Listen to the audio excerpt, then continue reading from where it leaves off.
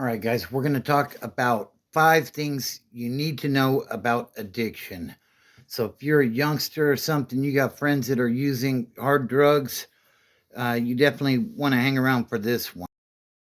Welcome back to Broken Bobby's transformation page. In the late 80s, I became involved with drugs and would eventually become part of that lifestyle of trafficking, addiction, and violence. Over the next 20 years, I would be in and out of jail and prison. If you're thinking about trying something or you're dealing with addiction, your life don't need to go down the same path mine did. I hurt a lot of people, both physically and emotionally. These are my stories of how I transformed my life, and you can. All right, guys, welcome back to the channel. As you can see by the title and the thumbnail, 5 things to know about addiction. Okay, so this one is aimed more at the younger crowd that or people that aren't active addicts already. If you are an active addict, you probably know all of this stuff, but it's 5 things that you should know about addiction. So if you have friends that are using or something like that and you're thinking about joining them, I suggest you hang around for this one. In the last one, it's really gonna that's the most important one, so stick with me, please. If you're new to the channel, be sure to subscribe, hit that like button, drop a comment, share the video. It may save somebody from going down that rabbit hole. And hit that notification bell so anytime I go live or I drop a new video, you will be informed. So, 5 things you need to know about addiction. Number one, once you start using, like for me, as an example, well, number one is nothing begins to matter to you. For me, the first time I used, I took a hit of the crystal and it scared the hell out of me. If I'm being perfectly honest, I was scared to death. I thought I was going to die. My heart was jumping out of my chest and I didn't want nothing to do with that stuff. I said, oh man, I'm never going to use again. And for 6 hours, maybe 8 hours, like I was just going. And then I started to come down. And when I started to come down, nothing really seemed to matter. I just needed some more. Like that, these hard drugs will grab a hold of you. And people like to say, oh, I can quit at any time. It's not always that easy. So that's number one. Nothing begins to matter. Number two, all your worldly possessions, going along with number one, aren't going to matter anymore. All that's going to matter is scoring that next sack, and that maybe that nice pickup you have in the driveway, or the laptop, or the PS5, or whatever it may be. If you are not a hardcore hustler or having a bunch of money in the bank to begin with, then what happens is people start to sell their items off for pennies on the dollar. And, your friendly neighborhood connection, like me back in the day, will take a look at that $300 laptop or that $500 laptop and say, I'll give you a 50. And the thing is, your friendly neighborhood connection knows that you're hurting and you need something. So they're not going to pay you anywhere near the value of what it is that you are trying to sell to make yourself well, let's just say. Okay. I've known people, I had a friend in the 90s, he got a $250,000 settlement. Okay. He went out, he bought him a new truck.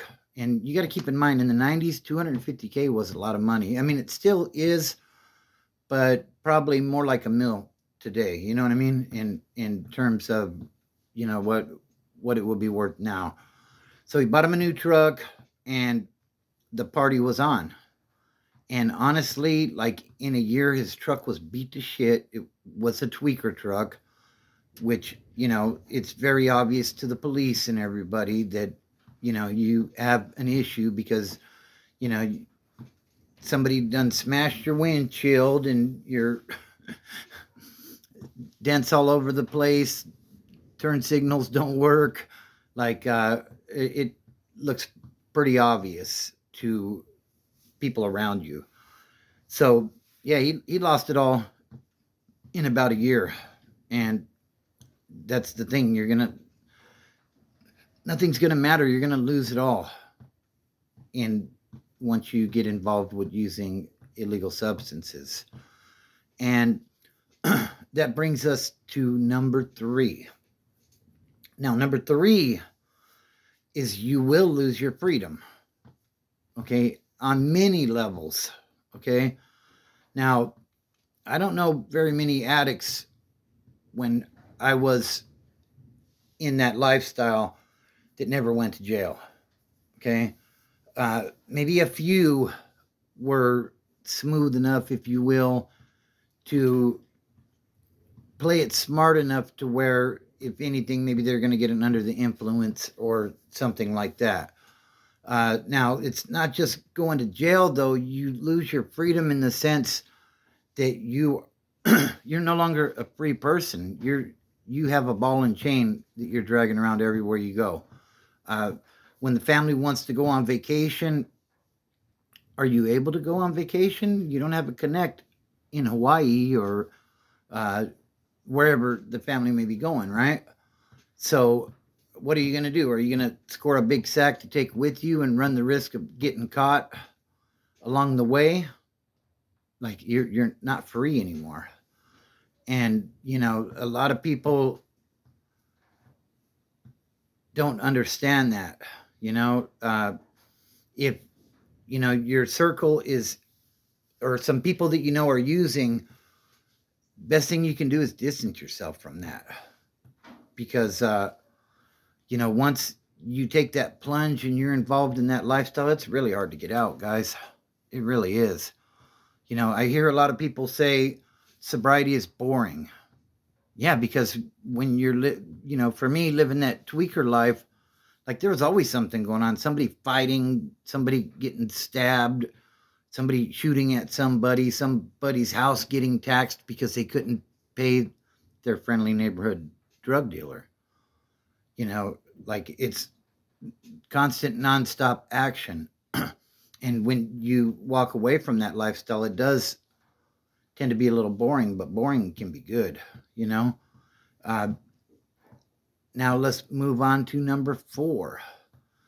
Number 4 is, once you get involved with that lifestyle, it's going to be the most difficult thing to overcome.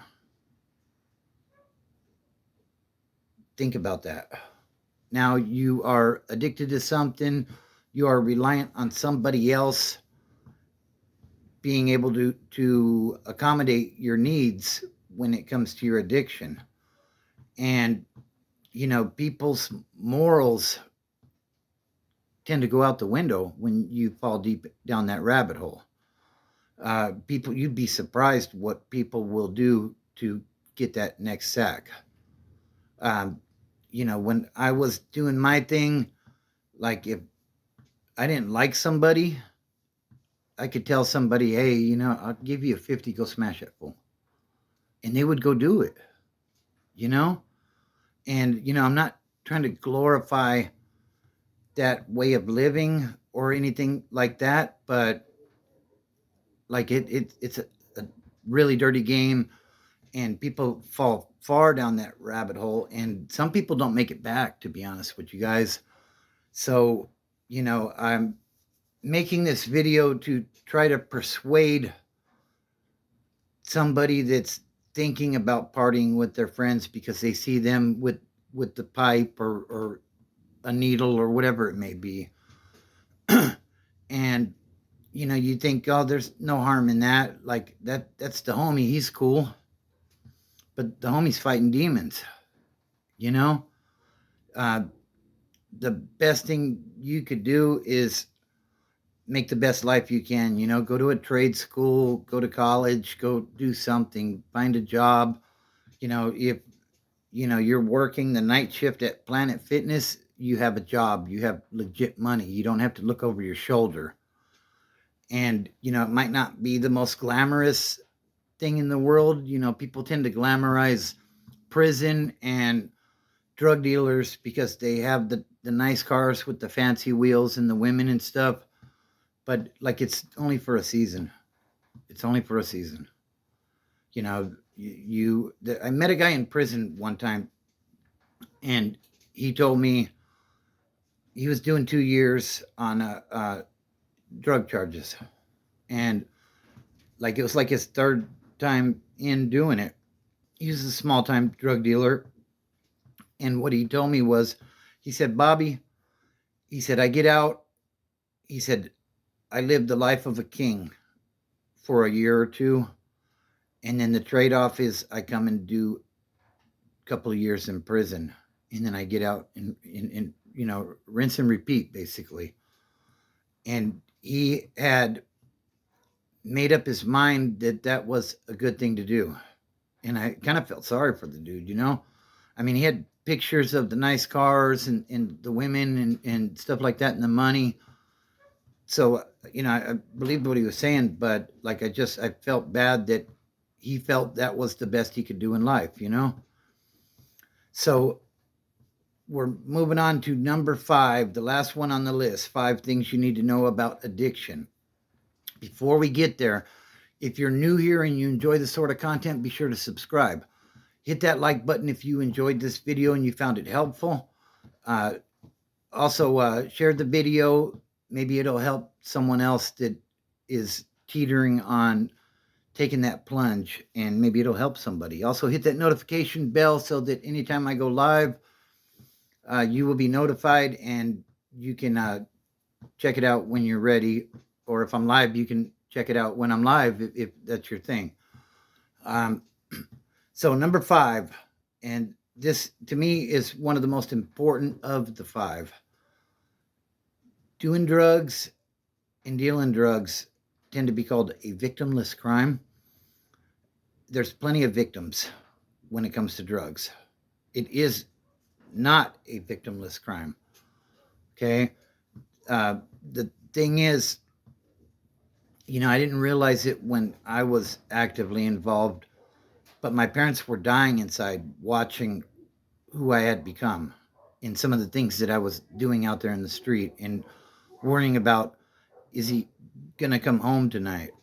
You know what I mean? Is somebody going to kill him while he's out there?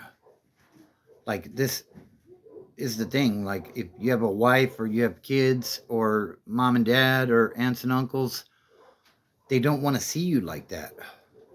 And they're the victims. Not to mention what we do to ourselves by using. So, yeah, it's definitely not a victimless crime, in my opinion. So anyways, I hope this helps. If, like I said, if you have friends that are using and you're thinking about going to party with them, like, the party don't last for long, guys. It really don't. And you will become an inmate. You will become locked up, and you will become a person that you don't want to be, quite frankly. So anyways, I hope that this helps some people. If you thought it was helpful, please give me a like and a subscribe. Family, fitness, and freedom are the things that allowed me to get myself back together. I was an addict for 15 years, guys. I've been clean for 20 now. So, it is doable, but it's very difficult. So, with the family, fitness, and freedom thing is my approach to how I did this, and it can help you as well. And, like I always say, guys, don't look at the mountain, just start climbing.